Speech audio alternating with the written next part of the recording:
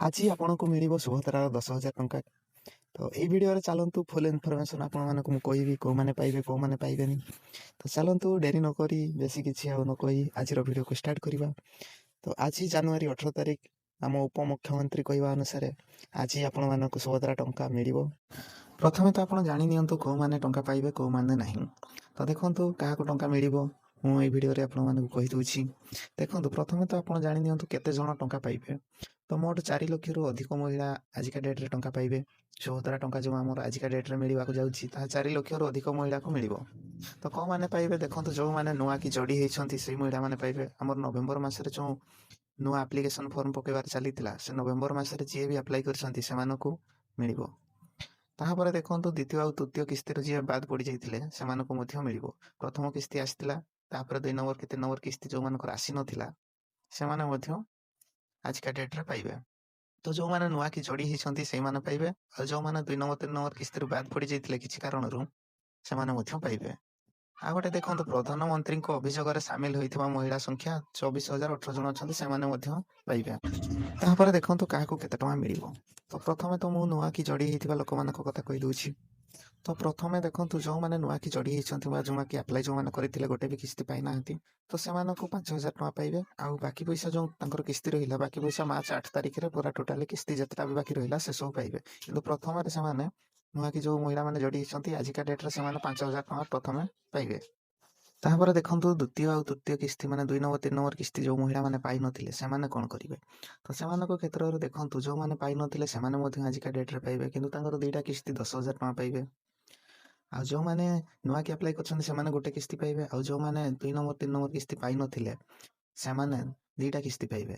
ଯଦି ସେମାନେ ଯୋଗ୍ୟ ହିତାଧିକାରୀ ଭାବରେ ଗଣତି ଅଛନ୍ତି ତାହେଲେ ସେମାନଙ୍କୁ 2ଟା କିସ୍ତି 10,000 ଟଙ୍କା ମିଳିବ ଏକାଥରକେ। ଆଜିକା ଡେଟ୍ରେ ହିଁ ସେମାନେ ମଧ୍ୟ ପାଇବେ। ତ କେମିତି ଜାଣିବେ ଆପଣମାନେ ସୁଭଦ୍ରା ଟଙ୍କା ପାଇବେ କି ନାହିଁ, ଆପଣଙ୍କୁ ମିଳିବ କି ନାହିଁ ସୁଭଦ୍ରା ଟଙ୍କା କେମିତି ଜାଣିବେ? ଚାଲନ୍ତୁ ମୁଁ ଆପଣଙ୍କୁ ପ୍ରୋସେସ୍ ତାହାର ଦେଖାଇ ଦେଉଛି କିପରି ଚେକ୍ କରିବେ ଆପଣଙ୍କୁ ମିଳିବ କି ନାହିଁ ଟଙ୍କା। ଚାଲନ୍ତୁ ଏଇ ଭିଡ଼ିଓରେ ଆପଣମାନଙ୍କୁ ସେ ପ୍ରୋସେସ୍ ମଧ୍ୟ ଦେଖାଇ ଦେଉଛି। ଆପଣଙ୍କ ନିଜ ମୋବାଇଲ ମାଧ୍ୟମରେ ତାହା ଚେକ୍ କରିକି ଜାଣିପାରିବେ। ତ ଭିଡ଼ିଓକୁ କମ୍ପ୍ଲିଟ୍ ଦେଖନ୍ତୁ ଓ ସେଇ ପ୍ରୋସେସ୍ରେ ଚେକ୍ କରନ୍ତୁ, ଆପଣ ମଧ୍ୟ ଜାଣିପାରିବେ ଆପଣଙ୍କ ଟଙ୍କା ଆସିବ କି ନାହିଁ। ତ ମୋବାଇଲରେ ତ ଆପଣ ପ୍ରଥମେ ଆପଣଙ୍କ ଗୁଗଲ ବ୍ରାଉଜର ବା କ୍ରୋମ୍ ବ୍ରାଉଜରକୁ ଖୋଲି ନିଅନ୍ତୁ। ଖୋଲି ସାରିଲା ପରେ ଏଠାରେ ଦେଖନ୍ତୁ ସର୍ଚ୍ଚରେ ସୁଭଦ୍ରା ଲେଖିକି ସର୍ଚ୍ଚ କରନ୍ତୁ।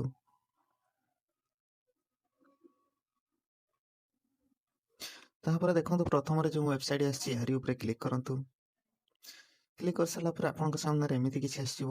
ତ ଏଠାରେ ଦେଖନ୍ତୁ ଯେଉଁ 3ଟି ଗାର ଦେଇଛି ତାହାରି ଉପରେ କ୍ଲିକ୍ କରନ୍ତୁ। ଆବେଦନର ସ୍ଥିତି ଯେଉଁ ଅଛି ତାହାରି ଉପରେ କ୍ଲିକ୍ କରନ୍ତୁ।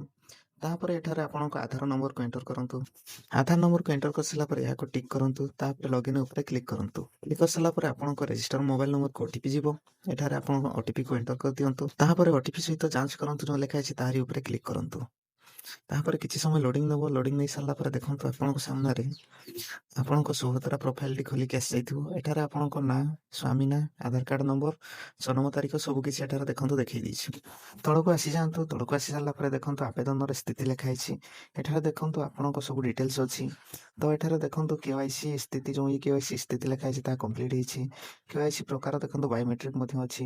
ଯେଉଁ ସ୍ଥିତି ଲେଖା ହେଇଛି ତାହା 2 ଥର ଆପ୍ରୁଭ୍ ହେଇଛି, କିନ୍ତୁ ଦେଖନ୍ତୁ ଗୋଟେ ଥର ଅଣ୍ଡର ପ୍ରୋସେସ୍ ଅଛି।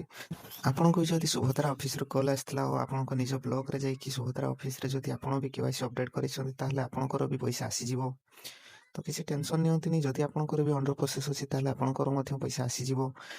ତ ଯେଉଁ ଆକାଉଣ୍ଟକୁ ଆପଣଙ୍କର ସୁଭଦ୍ରା ପଇସା ଆସେ ସେ ଆକାଉଣ୍ଟକୁ ଆପଣ ଥରେ ଚେକ୍ କରିନିଅନ୍ତୁ, ଆପଣଙ୍କର ପଇସା ନିଶ୍ଚୟ ଆସିଯାଇଥିବ। ଆଉ ଆପଣ ବି ଆପଣଙ୍କର ଆବେଦନର ସ୍ଥିତିକୁ ମୋବାଇଲ ମାଧ୍ୟମରେ ଏହିପରି ଚେକ୍ କରିପାରିବେ। ତ ଆପଣ ଥରେ ଆପଣଙ୍କ ସ୍ଥିତିକୁ ଚେକ୍ କରିନିଅନ୍ତୁ, ଭଲ ହେବ। ତ ଆଜିର ଭିଡ଼ିଓରେ ଏତିକି ଇନଫର୍ମେସନ୍ ଥିଲା। ହୁଏତ ଆପଣ ଏହି ଭିଡ଼ିଓକୁ ଦେଖିକି ଆପଣ ହେଲ୍ପ କିଛି ପାଇଯାଇଥିବେ। ତ ଆଜି ପାଇଁ ଏତିକି ଭିଡ଼ିଓରେ ରହୁଛି।